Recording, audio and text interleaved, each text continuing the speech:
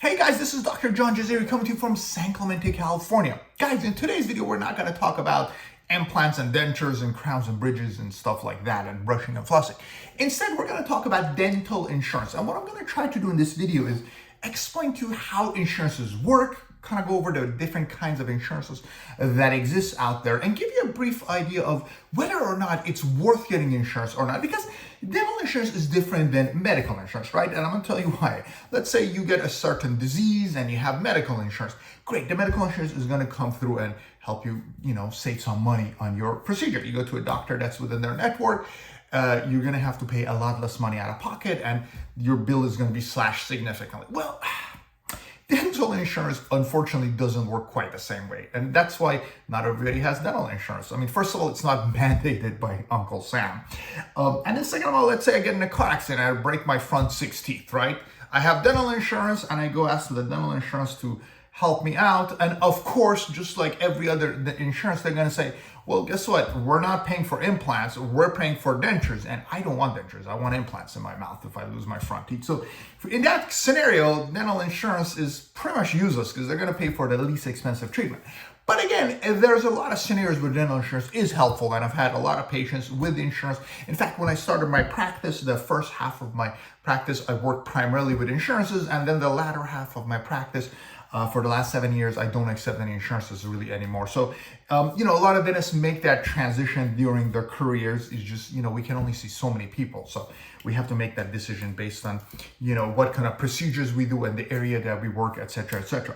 But yeah, I'm going to go over and kind of break everything down. So by the end of this video, you have an understanding of whether or not you should buy insurance or you're better off just coming up with a payment plan and paying your dentist directly. So here's how we're going to do the video. First, I'm going to explain the 4 most common kinds of dental insurance that exist. And that's going to be the PPO insurances, the HMO, DHMO insurances. I'm going to go over the government insurances. Sorry, I cut my finger during surgery. And finally, we're going to wrap it up by going over union-style insurances, okay? Afterwards, I'm going to tell you when it's worth having dental insurance and then when it's just not worth it. You're better off just coming up with a way to pay for it out of pocket. We're going to go over a couple sample scenarios. So I'm going to show you some x-rays and we're going to kind of try to figure out, is it better to have insurance or are you just wasting your money having insurance, depending on the kind of treatment that you need. And, that I have a couple x-rays. So we're going to examine them and try to figure out, well, insurance would help patients and what the end results of having insurance would be for each scenario. And then I'll share with you my final thoughts on dental insurance. Okay, guys, so we got plenty of things to talk about. We're going to start our discussion by going over PPO dental insurances. And guys, if you have any comments regarding insurance or your specific insurance and your experience, please leave them in the comments below. And if you want to skip to a specific type of insurance, again, I'm going to put all that in the description box. So feel free to click and go forward and check out the specific insurance that you're trying to inquire. But anyways, let's go ahead and get our discussion started by going over PPO insurances, which are pretty much known as the best kind of dental insurance that you can have.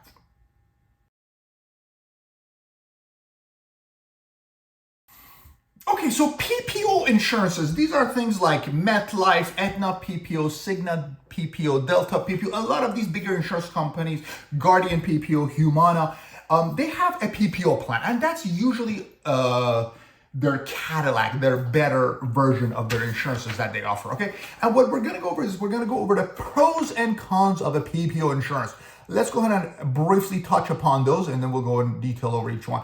PPOs usually have great dentists, they pay well, and they have good coverage of your dental needs. Now, everything good comes with an asterisk mark. So what are the complications? And the negative sides of having a PPO plan is, well, you're gonna have deductible, you're gonna have copays, there's gonna be annual maximums, there's gonna be waiting periods, and there's gonna be, they're expensive. The monthly premium is rather high. So let's go ahead and break down the benefits of a PPO. Usually PPOs are the best insurances, and those are the ones you can get through jobs, okay? And the co-pays for them are a lot higher. So I get my PPO plan through my wife, and when she goes and every year she has to sign up for the dental plan, they give her the offer of PPO and HMO. And I'm a dentist.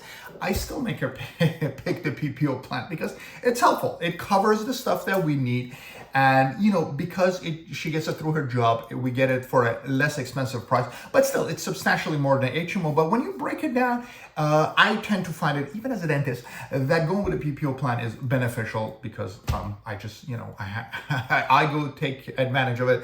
I do not see my wife. I'm too smart to work in her mouth. So she also goes and sees a PPO dentist, and we have a great dentist. So that's the first thing. Usually the better dentists, the more experienced dentists that have been working for so many years find themselves too much constricted by the patient. So they have to decide to drop some of the insurances and focus on the other ones. And they usually end up sticking with just the PPO plans, or maybe PPO and some other plans. But the PPO is at the top. So, 90% of the dentists accept PPO plans. Maybe some fancy, really expensive dentist who only does cosmetic work wouldn't accept it. But PPOs are really good. So if you're looking for a great dentist and you have a PPO plan, you're in luck, because you have a really good chance of finding a really good dentist near you who accepts your PPO plan. And they also pay well. Now, paying well is important. You might say, well, they're paying the dentist. Well, they're not paying me, right? I'm paying for it. But it makes a difference, because when they're paying the dentist more, the dentist, we run a business, so the dentists usually care more and they cater more to you, so you get better service done. So, if you need gum surgery, they're going to go get you approved and get the gum surgery done. They're not going to overlook it. If you need crowns done, they're going to be a little bit more aggressive to getting you approved and getting the work done. So over the long term, the PPO gets your mouth a lot more work, and it is beneficial because, your dentist is going to be able to invest that time and energy into fixing your mouth. And they usually have good coverage. So PPOs cover everything, there are certain things that might not be covered, like veneers are considered cosmetic, so they're usually not covered. Implants are rarely covered, but I actually have had PPO plans cover those in certain occasions, but those are the exceptions. Everything else, exam cleaning, x-rays, deep cleaning, fillings, crowns, root canal, they're covered. Okay, so they have really good coverage. They send us a list of what they cover and their copays and everything, and it's like 6-7 pages long, like a couple hundred different dental procedures. So you get really good coverage with PPO. Now, what are the complications of PPO? Well, there's a lot of things, because if it's a, honeypot, there's going to be some restriction. You can't just have your hand in the honeypot. Dentists will start abusing that. So there's a few things that makes it a little bit harder to take advantage of your PPO. Okay, let's go over those very quickly, and I'll explain to you guys what each one means. There's a deductible. So if you're seeing your dentist every year to start major work, like let's say I need a crown, they usually have a $50 or $100 deductible. Big deal. So that's the first one. Copays. Okay, copays. So let's say my normal fee for a crown is $1,000. If you come to me and you have PPO, your contracted rate might be $800, and you're covered at 50%. So you got to pay $400. Your insurance pays $400, and I'm giving you a $200 discount. So instead of paying $1,000, now you're paying $400 for the same crown. And as your dentist, okay, fine, I'm giving them a little discount, but the insurance is helping me get the patient. They're covering a portion of the treatment. So most dentists are okay with that, okay? But you still got to pay something. So copays usually range from 20 to 80%, but the vast majority of them are 50%. So if you're getting a crown done, usually you got to pay half. Insurance pays half. Now, of course, you can have a really good insurance that covers 100% or 80%, but between me and you almost don't want 100% because your dentist is going to start abusing your teeth. I had like 2 patients in my life that came to me that had PPO with no maximum, and it covered 100% of everything, and my jaw dropped to the floor. But you know what happened afterwards? I looked in the poor guy's mouth, and every single one of his tooth was a root canal and a crown. I'm not kidding you. The guy had like 32 teeth, and 29 of them for root canal and crown. So if you're covered at 100% and you don't have deductible and copays, that's actually not a good thing, because your dentist is going to look at you and be like, Mrs. Jones, you need 25 root canals, 25 those, and 25 crowns. But if you have to pay a portion of it, that actually puts the dentist in check. And of course, I'm joshing to an extent. Nowadays, if you want to get anything done, you have to send the x-ray to the insurance company. The insurance company, dentist has to approve it, which they rarely do. You have to write them an explanation. So getting one crown approved takes me 6 months nowadays. The golden days of do whatever you want are pretty much gone. But yeah, those things are actually not as bad as you think, because they keep your dentist in check. And then you have the annual maximum. So if you need like a lot of work, like, if you need $20,000 of work done, and I know that might sound weird to you guys, but if you're needing implants and if all of your teeth are broken, there's people out there that need that much work done. But there's an annual maximum. So a lot of insurances have a $1,500 or $2,000 maximum. So you basically can work on one tooth per year, right? If you need a root canal and crown, that's like $2,000, $1,500. So you pretty much are restricted to working on one tooth a year. So if you need 20 teeth worked on, you need to have the PPO for 20 years. And that's why the annual maximum makes insurances pretty much not as useful for people who have this much work done, because you can only get this much work done per year. That's the annual maximum. Waiting period. If you just sign up for insurance and you're getting a really good deal and your insurance broker is like, if this insurance is of $70 a month is only $40 a month, there could be a waiting period of 1 year for that. So for major, you might have to wait a year, which means if you need a crown, you got to pay them that $40, $50 for a whole year, and then they'll cover your crown. Maybe, maybe not. So the wait period is something you should consider. And if you need work done like right now and there's a waiting period, that might actually kind of affect your treatment and your decision making. And then finally, the co-pays are pretty high for the PPO plans, but I mean, you get what you pay for. So you're getting good insurance, but you have to pay a nice premium for PPOs. And usually the PPO premium is 2 to 3 times as much as what the HMOs would be if you're getting it through your company. Okay, guys, so PPOs are the best plan. That's why we got started off with them. Let's go ahead and discuss the next insurance types, which are the HMO or the DMO plans.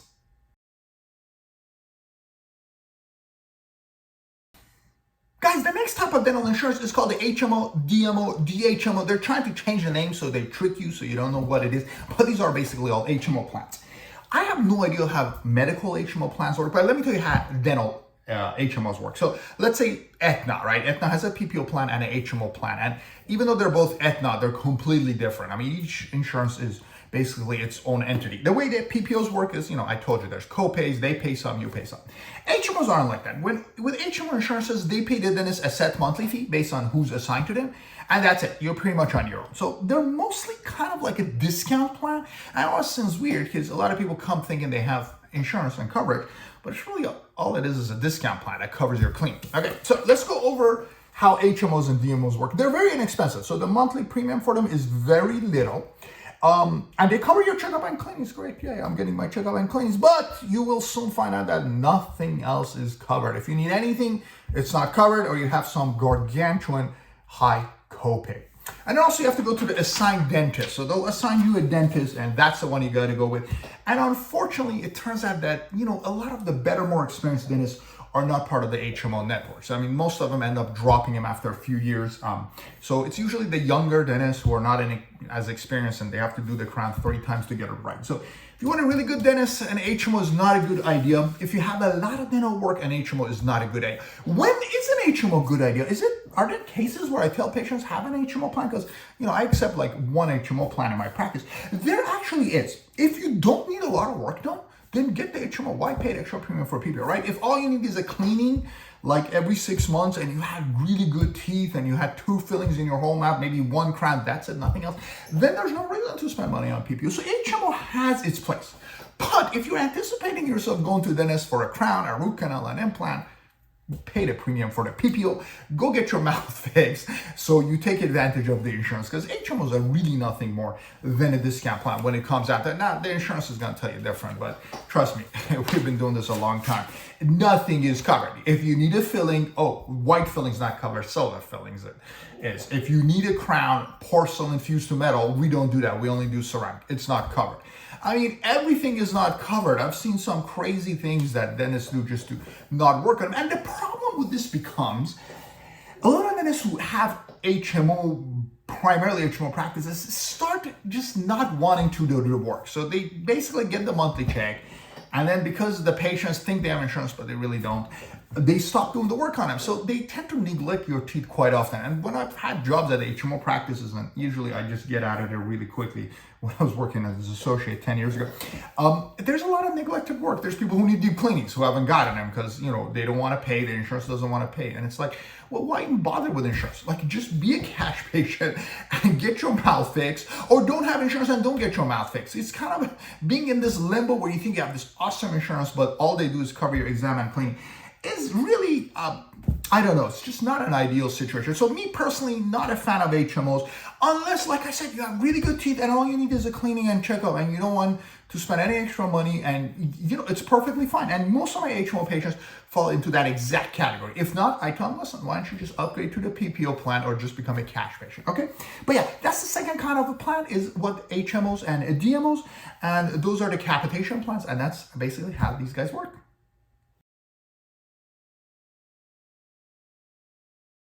Okay, guys, so the third kind of insurance we're going to discuss is the government subsidized plan, right? Okay, the names of these, I remember it was called Medicaid when I was working in New York, and Dentical is what's done in offered in California, and there's some other plans as well. Okay, so these things are free and inexpensive. Yay, awesome. They have no copays. Everything's supposed to be covered. So yay, great. But that's where the fun stops. Okay. First of all, there's very limited dentists who accept these insurances. Okay.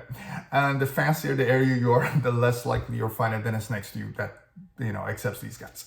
They pay very little, which I'll explain to you what the problem with that is. And only basic treatments are covered. So here's what happens. You're getting it for free, but guys, I mean, we all know how America works. If something's free, there's a bunch of asterisk marks attached to it. So yeah, it's free, there's nothing covered, but that's where the fun and the party ends. First of all, it's hard to find a dentist. Second of all, it's really hard to find a really good dentist because most of these plans are accepted by the younger dentists who are just out of dental school. They don't understand how full mouth treatment works. They don't understand teeth are related to your body-bite relationship. So, just be prepared to deal with a lot of trial and error and have a lot of different dentists working on you because you're probably not going to be working with the same dentist for more than a year or two. A really good chance they're working as an associate and they'll move on to something better. So it's just harder to find dentists. But then again, it does cover certain things. It covers usually fillings, most of them cover maybe cleanings and tooth extractions and dentures. So there are some coverage and they're supposed to be free. Of course, your dentist might try to sell you some upgrades. I'm not touching that because, that's not my problem anymore. But yeah, it's supposed to cover just about everything without any copays. Okay. But again, very little things are covered. So if you have a tooth missing, they'll only pay for a partial denture usually. They will not pay for a bridge. Forget implant, that's never happening. So you're basically getting the most basic treatment, okay? And if you have a broken tooth, they may pay for a silver filling. You might have to pay extra for white fillings. And even if they cover white fillings, they certainly usually don't cover crowns, So it's very hard to get quality dental work out of it. Now, again, there is a place for this. I mean, if all you want is your teeth cleaned and you want your tooth pulled when it hurts and you don't care about replacing it, and you're okay wearing dentures, then a lot of times the Medicaid works really well. And, there's nothing wrong with that, But again, you got to realize, guys, if government's paying for you, they're not paying for you to walk around with George Clooney teeth, right? They're paying you so you have just enough teeth so you're not suffering and you don't have infections in your mouth. And that basically translates to dentures so you can chew and extractions so you don't have infections in the mouth. And again, every state is different. So some states cover very little. Some states have a pretty nice schedule. Most of them have been cutting back more and more over the years, but check with your particular state to see exactly what's covered. But just be ready to, understand that, this is not private practice. So there's going to be some limitations. And in fact, like I said, I started my career working with a lot of Medicaid people in New York, and they would cover cleans, they would cover extractions, and they cover silver fillings. So I did a lot of those. If something was extra, they would have to pay for it. So some people cared and they paid for it. And even right now, I don't accept these insurances anymore. But I have patients come to me. They have Dentical, and they need implants, and they come to me and they get their implants done, or they want to put a veneer on their teeth. They come to me for the cosmetic work because those procedures aren't covered by the insurance. So you might as well go find the best dentist you can, right? But if you have Dentical and you really want your mouth to be in good shape, you may have to find a secondary dentist to care for you where your original dentist isn't caring. And I know this sounds kind of sad, but if you really want to have your mouth in tip-top shape, that's just basically what you got to do, okay? But yeah, that's basically how these government-sponsored insurances work, and I hope I shed some light on them, okay?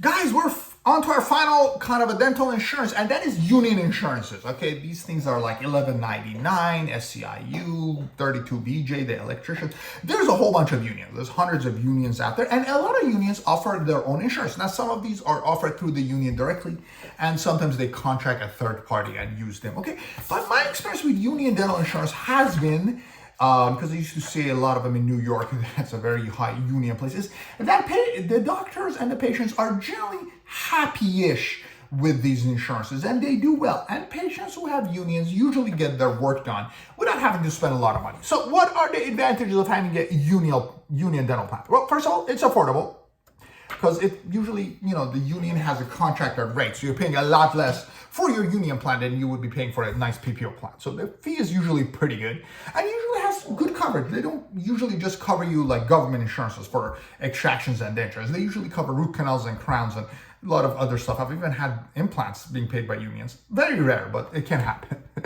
And little to no copays. Again, don't expect to pay too much to the dentist because you're paying your union quite a bit. So unions are usually pretty good.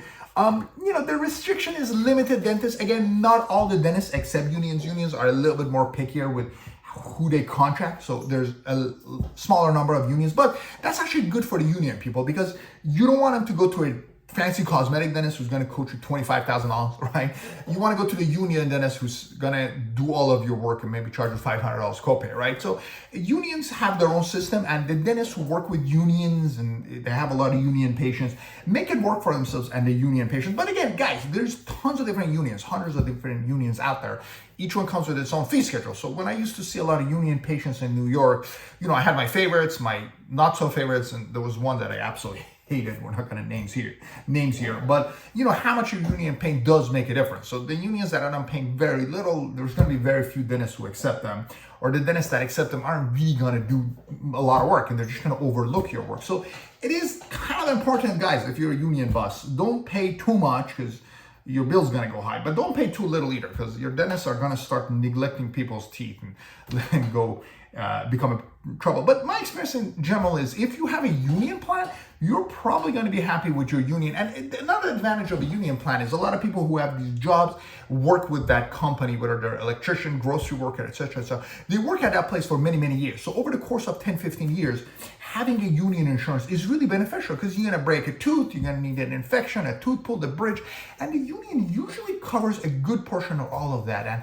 I would absolutely do it. If I had a union, if there was a dentist union, I would, which I think there might be, I would accept their insurance. But yeah, union plans work like that. And again, there's a lot of different types of unions. So if you have your own experience with a union plan and you want to share, please leave it in the comment and tell us how it goes. But otherwise, that is the other kind of a dental plan, which is a union insurance.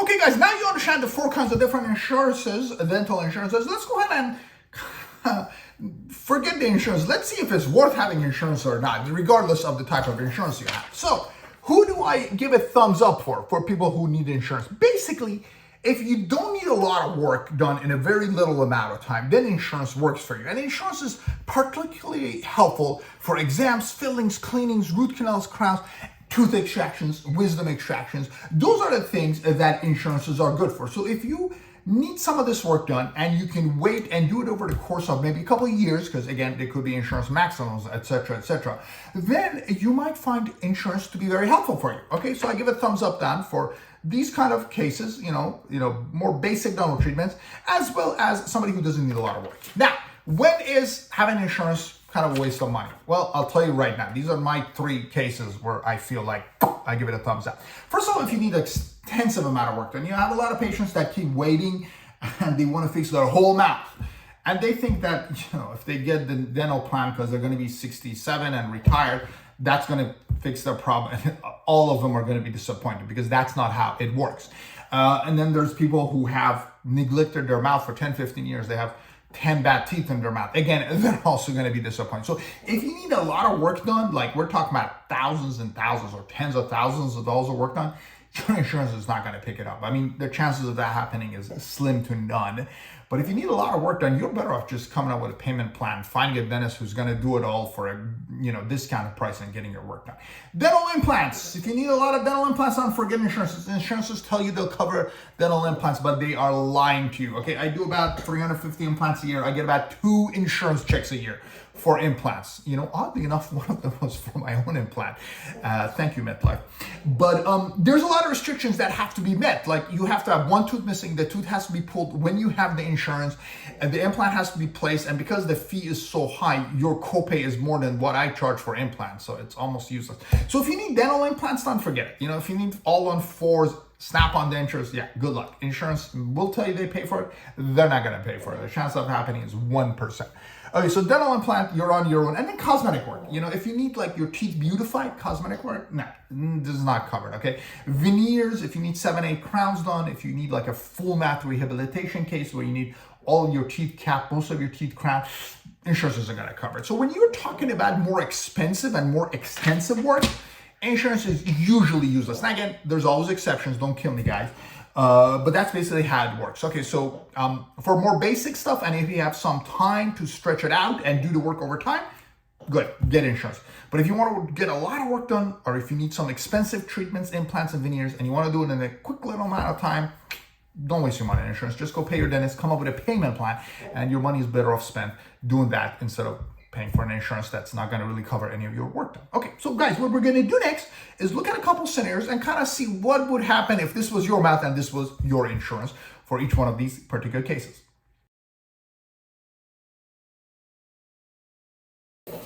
Okay, guys, so we're going to go over 3 scenarios and see how insurance would impact these cases. All right, this gentleman here, and again, I'm just going to present the panoramic. So this guy has all of his teeth. He's got 3-4 crowns, fillings in his mouth, and he has 2 wisdom teeth. Would dental insurance be helpful for him? I would say dental insurance for this guy is not a bad idea because, yeah, I mean, you have a couple wisdoms that need to come out. You have some fillings, so they might break and have to be replaced over time. But there's really nothing else. Okay, so what should this guy do? Would a PPO plan be helpful? Yeah, probably would be. Might be a little, you know, especially getting the wisdoms out. How about an HMO? HMO is probably not as good because I would do the PPO because I would try to get the wisdoms out and maybe see if any of my fillings need to be redone, right? Government plan, again, government plans usually do cover wisdom teeth. You might have to go find a specialist, a surgeon who does it, and you probably have to pay for bone graft. So, I mean, you know, it might help you a little bit, but it's better having it than not having it in case you do find somebody covered. And unions are usually pretty good too because, again, wisdom teeth might be covered. Again, it might be harder to find it. Dentist who does it, but you know, and if any of your fillings break, you know, crowns and root canals are covered. So having insurance when you need just a little bit amount of work done, it's not a bad idea. Okay. What about this guy? So this is a little bit more serious case, and again, we're not doing dental stuff, but you have a broken tooth here, you have a gap here, you have another infected tooth here, and you need a good old deep cleaning with a wisdom tooth impact. What about insurance for this guy? Yeah, would it be helpful or not? Well, let's go over the insurances that we went over. PPO would be helpful. Yeah, they would cover your root canal. They would cover maybe a bridge. Yeah, if you want to implant, you have to pay for that usually. They would probably cover a portion of your wisdom tooth, but you're going to have an annual maximum. So this isn't going to be all done in 1 year. Okay, you have to do it over a course of 2 years, maybe even 3 years, right? Because some of these treatments get really expensive. I mean, a treatment like this will be probably $5,000, $6,000. If your max is only $1,500, you still got to pay maybe $2,000 out of pocket if you want to do it over a course of a couple of years, or $3,000, $4,000 if you want to do it in 1 year under sedation. So insurance is somewhat helpful for this case. Okay, what about HMO? Would HMO help with this? No, HMO wouldn't help anything. You'd still have to pay $5,000, $6,000 to get your mouth fixed. Government insurance. Would government insurance help you with this case? I mean, you know, you pull this tooth for a couple $100. They'll help you pull the teeth. They're not helping you do root canals and implants. You're pretty much on your own. So if you just want to get rid of the infection, they would cover it. So, you know, it's better than nothing, but you're not getting top-notch treatment with government insurance. Unions, would unions help? Yeah, unions would be helpful. You know, a lot of them don't have insurance maxes. They'll cover your work. You know, you have to find a dentist that does it. You probably will end up getting bridges and sub-implants, but, you know, they'll get your work done. You know, they'll usually get your wisdoms fixed. You'll probably be one or surgeon 3 hours away, which will take them out for your union fee. They'll still charge you for extraction, but yeah, union will help you get your mouth fixed, okay? So if you need a decent amount of work done, insurance can be helpful, but just get the right insurance, not the worst one. Okay, how about this poor guy, all right? Older gentleman, he has infection here. He's got a bunch of loose teeth here, a couple loose teeth here. I mean, he's basically a guy who has completely ignored his mouth his whole life. Would insurance help him? Okay, PPO plan. Would a PPO plan be beneficial? Well, PPOs usually cover partials. They have copays, but he has gum disease. So he would have to take out a bunch of teeth, do a deep cleaning, and then maybe they would cover partials. So PPO would be helpful, but you're still gonna have to spend a couple $1,000s. I mean, if your fee for just, you know, doing partials would be, you know, $5,000, $6,000 with extractions and deep cleanings, you still have to pay $2,000, $3,000 with a PPO. So it helps, so-so. How about HMO? Would HMO help? No, they're not even gonna do anything if you have HMO plan with this. They're just gonna ignore your mouth usually. Government plan. Would a government plan help you? Probably not. Usually if you have a government plan, they just say you have gum disease, so you have to take all of your teeth out and do full dentures. If you want to do that, they might cover you. See, government wants to spend as little money as possible on you, so they're not going to let you do partials and pull teeth and add it to the partial, which is expensive. They're going to say you have to remove all of your teeth, and then we're going to pay for full dentures. So yeah, if you're okay doing that, do it, but you're going to have some loose dentures that are going to wobble. You're better off keeping your teeth. Again, it just matters convenient versus money, right? But yeah, government would cover something, but certainly not the best or even the second best treatment. Unions may cover partials, they might cover immediates or full mouth extraction. So you have a pretty good chance of getting it covered. If not, they usually cover some of it and you just pay a little extra. But yeah, having a union is pretty helpful for this case. What if you want implants? You want all on fours? What insurance should you get? Nothing, no insurance is going to cover implants. Snap-on dentures, all on fours? No, you're on your own with that. I mean, they could tell you whatever they want. They're not paying a penny towards your big treatment. I've had patients that do this and they have really good PPOs. They do all on fours, whatever the treatment is, $30,000. Insurance usually pays like $900 for the extractions. So it's nothing. I mean, why even pay for insurance? Just pay for your work. So guys, it really depends what insurance you have and what kind of work you need and how long your work is going to take to complete, right? Those things all impact your decision making, right? So let's go ahead and share my final thoughts with you next.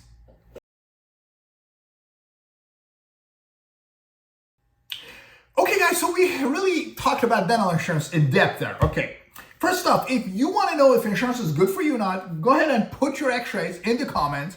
Tell me what insurance you're considering. I'll give you a rough idea of what's going to happen with or without insurance or with another insurance. So if you have any questions about insurance, put your X's and I will get into it. We'll have a discussion and I'll try to explain to you how beneficial it is having insurance or not, okay? Now, again, in my experience, dental insurance is so-so. I personally hold insurance. I've had some bad teeth, I've had a couple crowns, and I had some root canals which I had to do implants. And you know what? I did them over a course of the last 15 years, and having insurance has been beneficial, but you got to realize that's one of the things that we mentioned with the thumbs up, thumbs down. Insurance is good if you're getting it through a job and you're going to do it over a course of period of time. And that's what happened to me. So if you're going to get a job insurance and you need some teeth worked on, and you can do it over the course of a period, so you're not maxing it out, so you can get everything approved, and you're just not in a rush, then yeah, go for insurance, okay? Insurance is, on the other hand, completely useless if you have to get a lot of work done. So when these people come to me who need like 20 teeth fixed and they've been neglecting their mouth for 10 years, I mean, insurance is pretty much useless because you need so much work done. And insurance never covers full mouth. If you ever send like 30 procedures to the insurance automatically rejects it. They say full mouth, we're not going to cover. Only partials will be covered. So if you're looking at implants, veneers, high quality stuff, the expensive treatments, yeah, that's $50, $60 you're going to spend each month on the dental insurance should be spent on a payment plan to your dentist. Okay, really is the fact of the matter. And then maybe once you're done with the treatment, it makes sense getting insurance. But don't expect insurance to just cover all your mouth. Dental insurance isn't designed like that because dental insurances can always approve an alternative, right? I mean, this gentleman might need all-on-4 implant. He might need sinus graft and implants here. He might need osseous surgeries. But the insurance is going to reject that and say only dentures are approved. It doesn't matter what insurance you have. That's what's going to happen here. They're not approving your implants. So if your plan is getting implants because you've lost 7, 8, 10 teeth, forget it. And if you're trying to do cosmetic work, again, that's something that you're on your own. So for those particular scenarios, it's useless. But if you need cavities fixed, great insurance. If you need fillings done, go for it. If you need a crown or a root canal done, yeah, that's where insurance comes in handy. And of course, the kind of insurance you have can have an impact. But again, just be ready to pay a little bit because most dentists, regardless of what insurance pays, it just doesn't cover our overhead. So we have to do a little bit more. What are the things you need to watch out for? Now, this is getting very personal, but I'm going to share some secrets that only dentists know, but now you're going to know after this. If you have a PPO plan, be careful that the dentist doesn't abuse your mouth. If you have a really good plan, you don't want to go to a dentist that's doing 5 fillings on you every single time and telling you your crown and filling needs to be replaced every other year because you have a $2,000 insurance. It shocks me when somebody comes to me with a PPO plan and they're like, doctor, I have $2,000 this year. How are we going to use it? I'm like, I mean, if you need it, I'll use it. But if you don't need it, lose it. Like, you don't have to use money if you don't need it. So be careful for a PPO dentist, if you have PPO plans, that the dentist is not just going to town on your mouth just because you have insurance. Okay.